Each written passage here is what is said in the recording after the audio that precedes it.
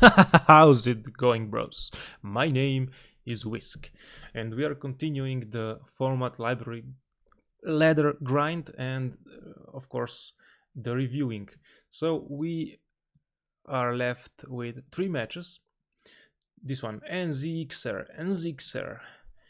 Um, I have already forgot what this match was, so let's sit with me, enjoy, and analyze the horrible misplays of Chaos Turbo against the unknown deck. So we start and we have absolutely nothing to do. Now, the only thing you can say is maybe I want to set MST to trade, or maybe I can set Mirror Force in case he has Don's look. But I wouldn't do any of this in hindsight. Just pass. And of course we get punished not only by duo, but with a breaker as well. Yeah, that happens when you do shit for no reason. But it was not no reason. I mean, we wanted to MST in the end phase, but not worth the risk. Now we are forced to trade here because otherwise we will be punched time and time again. So, and hopefully no aggression will come from him, so that we can establish some playable cards. He sets and we can knock. Upstart. He sets. We can set across, nothing else to do really. Or some people would say attack with deco, but we are not that kind of people who attack with deco, right? Hits us with another duo. We must pray for the dark, so keeping BLS. But he gets okay, the first knock, Thunder Dragon. Alright, nothing really to analyze here, we don't have any cards, so Thunder Dragons. This is interesting. Abyss Soldier entering for game. Okay, hopefully this game too will be a bit better. Okay, our opening is very baity. We haven't seen anything that we would want to ring in his deck, so probably not setting ring and setting either Sangan or Spy. Because this is post side and people like to side in mind controls, I think I would like to set Sangan here. But Spy is of course great as well. Okay, Sangan also has the benefits of going +1 on Raigeki breaks, which if I had set Sangan would be very nice here. So at least now we have informations that he does not have any proper outs to sets. This was like a desperate Raigeki break, right? So it's a very good chance to set Dikoichi, and we can also protect him with ring.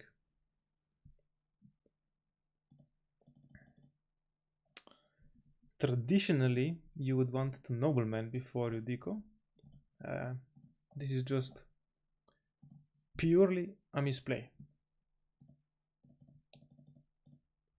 Aha, yes, right. I remember why I didn't nobleman before I deco. This was specifically to play around torrential, right? So actually, this is good. Summon, and only then nobleman, right? So to play around torrential.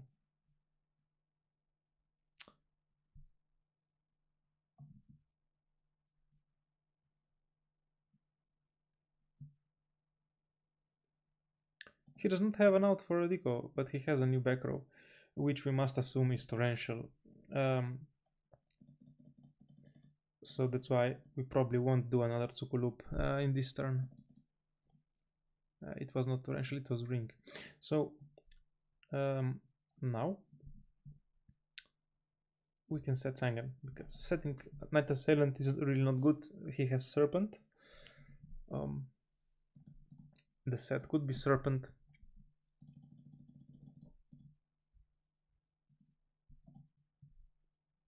He sets one. This means that the set is really a Serpent. And now again we we are not very happy about setting Knight Assailant, but I still think it's possible to set him.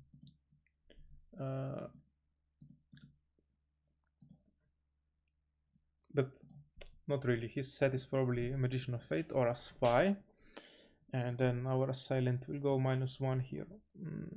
It's better to just set Regeki Break and keep Knight Assailant for discard fodder. We can also really set Tsukuyomi if you really want to, but I would rather save her for Snatch and that type of shit, so probably just set Dashut. And if you want, we can set Regeki Break and pop the new set, so that we retrieve our Decoichi. I think yes, that is good. Set and pop the set. But I can already hear Goti saying, no, don't set Regeki Break. But I think it gives us a nice way to progress this game further. So in the game I actually set Knight Assailant, which is not good. BLS goes back and he has Call the Haunted and Fate.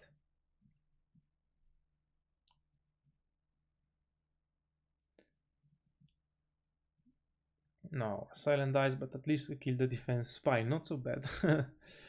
Alright. Now we are close to having a game with this hand, right? But still one back row is unknown, so we can't go for it quite yet. But we can try to out his field, definitely, and we are okay to summon BLS here. If we want to. But we know that the set is Serpent, so instead of doing that, we can also just tribute summon a Thunder Dragon and attack over Spy. Set Regeki Break, and then we can go for game next turn, I think, if we pop the back row.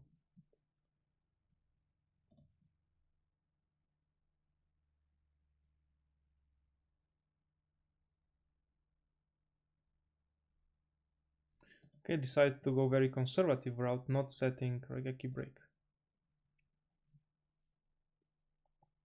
And I just want to go with the Thunder Dragon, I guess. Keeping my monsters in hand. This is fine.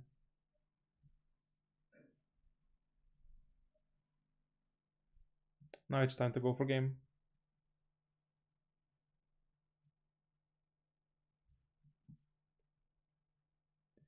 And game 3. This will be the most ass-clenching game so far. He starts with duel. I'm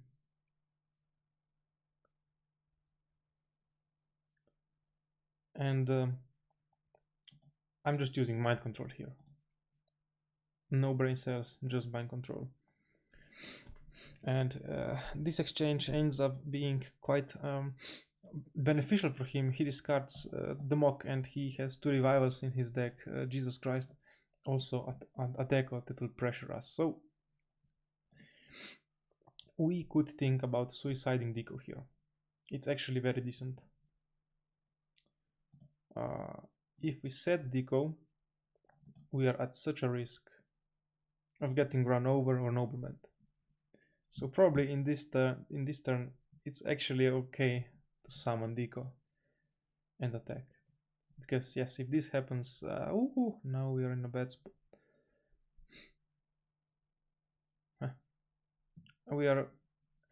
How we are winning this, I don't know, but I think our top deck will have something to say about that. Thank you, tribe.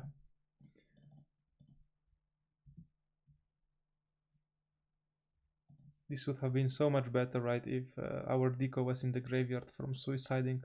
We would have... Look at this, another top deck.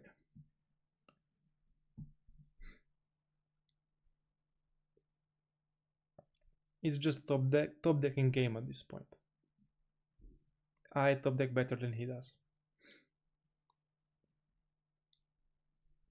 I have Move, but no way to flip it because there are shit cards.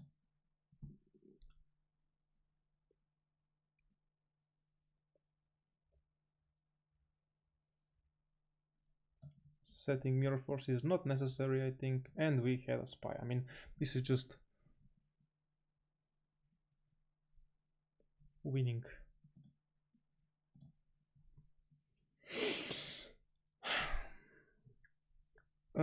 Thanks for watching this short game. I have two more prepared, two more reviews, two matches with Not a Dog and his Chaos Return deck. See you in those videos. Have fun. Goodbye.